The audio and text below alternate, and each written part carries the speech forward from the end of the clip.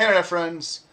Today we're going to talk a lot about the Snyder Cut. It's going to be kind of like a one-man podcast, kind of just rant thing. But before we talk about that, we have some other things that we have to talk about. It's very important, and I'm going to try to run through them as fast as we can, so we can go right into the Snyder Cut. Because there's a lot to talk about.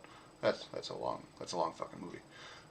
First and foremost, we have the results for the weight loss bet. Ready? Drum and roll. Winner is neither of us.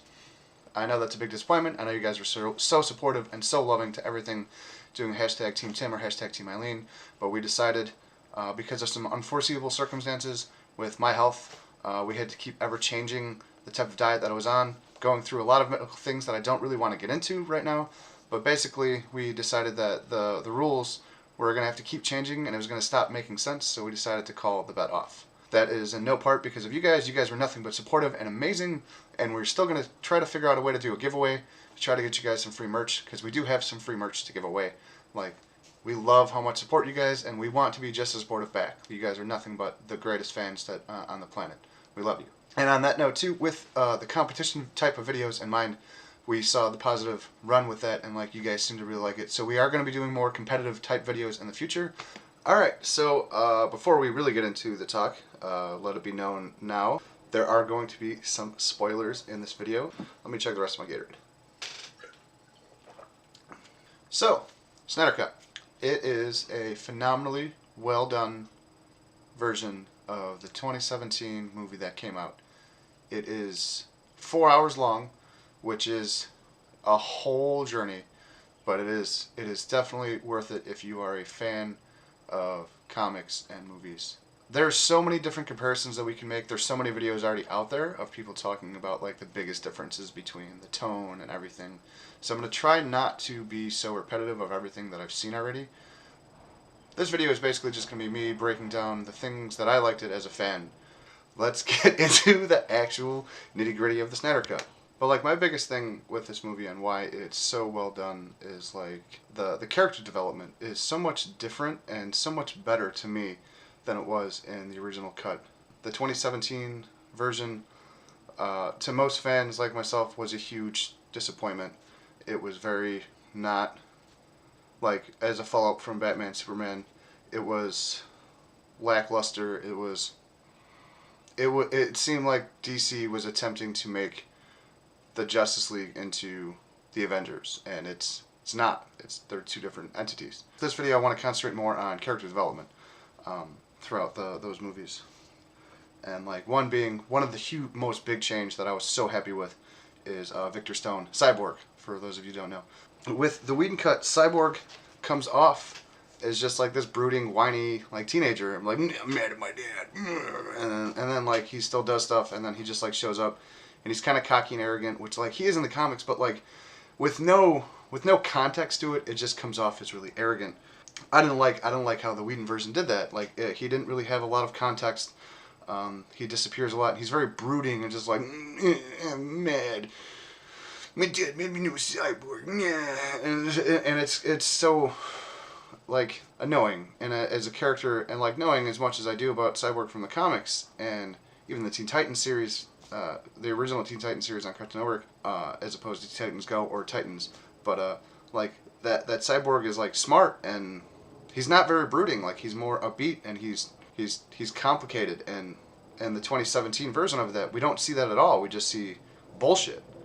Okay, whereas the Snyder Cut version of Cyborg, you get so much more character development. There are so many scenes added that needed to be in this movie, I feel to understand that character. Especially for noobs that don't know anything, and I say noobs in the best possible way. But casual fans are what make movies successful. Die-hard fans are 10% of the population.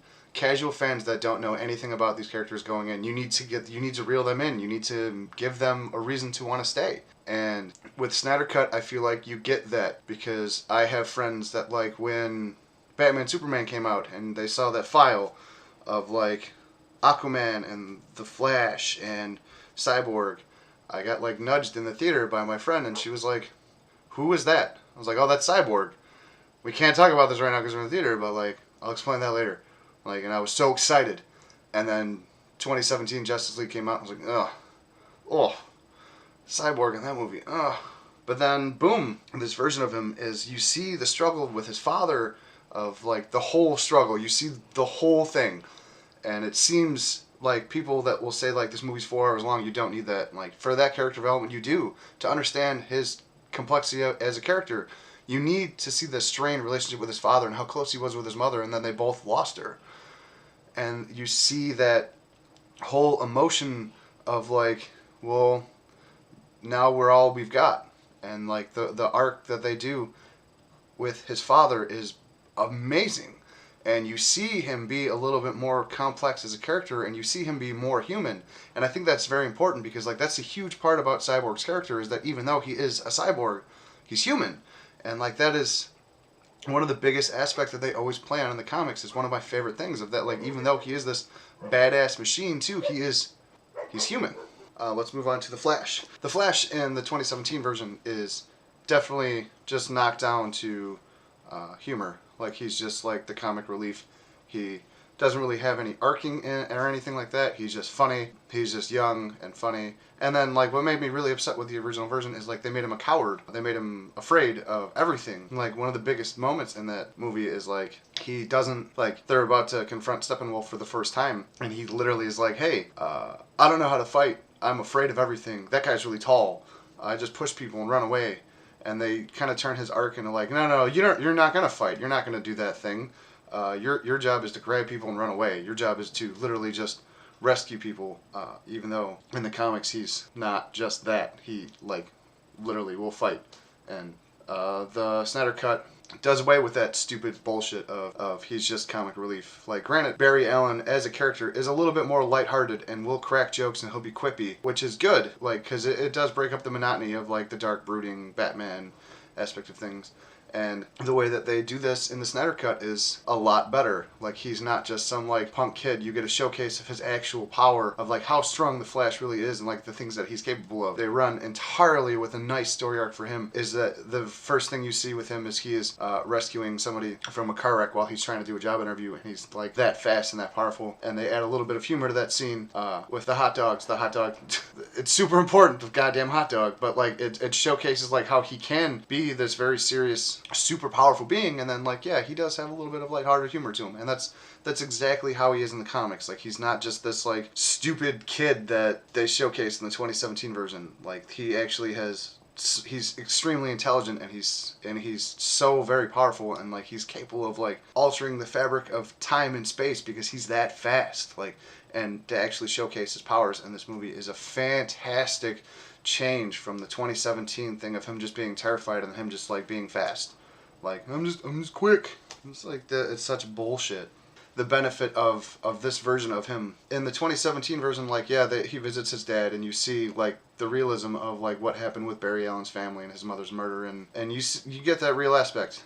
Like, they left that in that was good. And then in the Snyder Cut, you get like the whole gravitas of the situation of like the type of person that he is that he is still trying to stay so positive with like this shit hand that he's been dealt, but he's still like standing on his own 2 feet and being like, I'm going to beat this, like, we're gonna get there, like, everything is going to be fine because we can do it. And it's a positive mentality, and it's not stupid comic relief. It's like an actual positive thing, and it's made me so happy to see that version of the character as opposed to the 2017 garbage version that they did.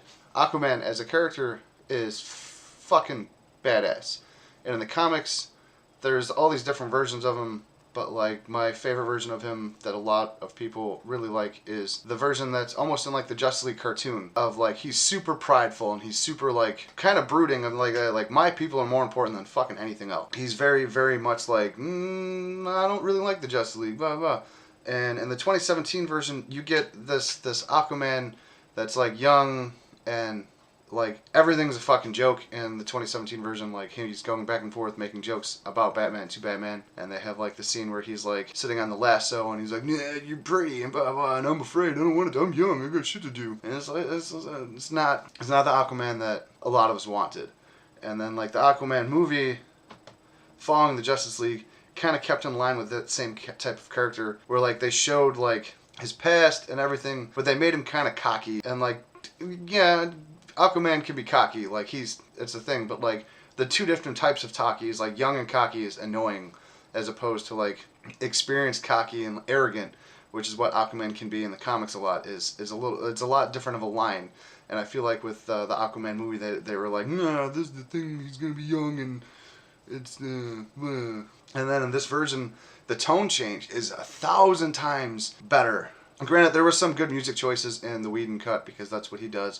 Like the Iggy Pop when like the Aquaman is walking off the pier after he saves a guy, and it's like the Iggy Pop is like, yeah, pump up, blah, blah. But then like this version, they do so much with less, and like a big tone change in that is like the color palette and then the music choices surrounding Aquaman's character, and then the dialogue being slightly different is way better. Because in the original, like, they make him like this kid that's cocky and arrogant and like, oh, I'm fucking I'm Aquaman. But in this version, like, they have him saying less. And as weird as that sounds, like, even with his scenes with Mera, and then like the whole Atlantean thing and like his past, if they have him a little bit more brooding, which is what Aquaman should be, whereas like it's a complete flip-flop. Like in the first Snyder cut, Cyborg is brooding and Aquaman's like this funny, charismatic Jason Momoa. Like it's just Jason Momoa. And in this version, it is completely flip-flop, where like a Cyborg isn't like super cocky, but Aquaman himself is brooding, and that's what that character needs.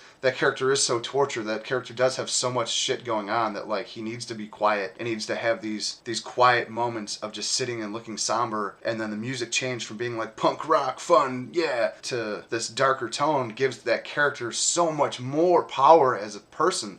Because it's like, oh shit, like that dude's fucked up, and like that's his character, that's what he needs. And like the best example of that is one of the lines that he says in the Snyder cut that he doesn't have, and the other one is he's mostly quiet through the movie, and then like his actual, when he speaks, it actually carries weight.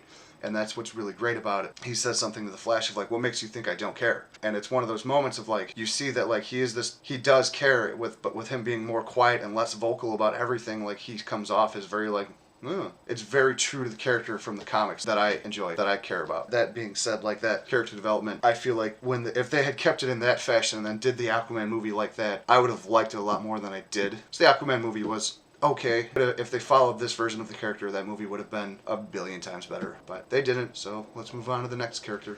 Wow, we're not even like a quarter of the way done, and this video is already so long. Make sure you stay tuned for part 2 for the rest of my collaboration. Yeah. Stay tuned for part 2. Don't forget to share, like, and subscribe. Watch part 2. Yeah!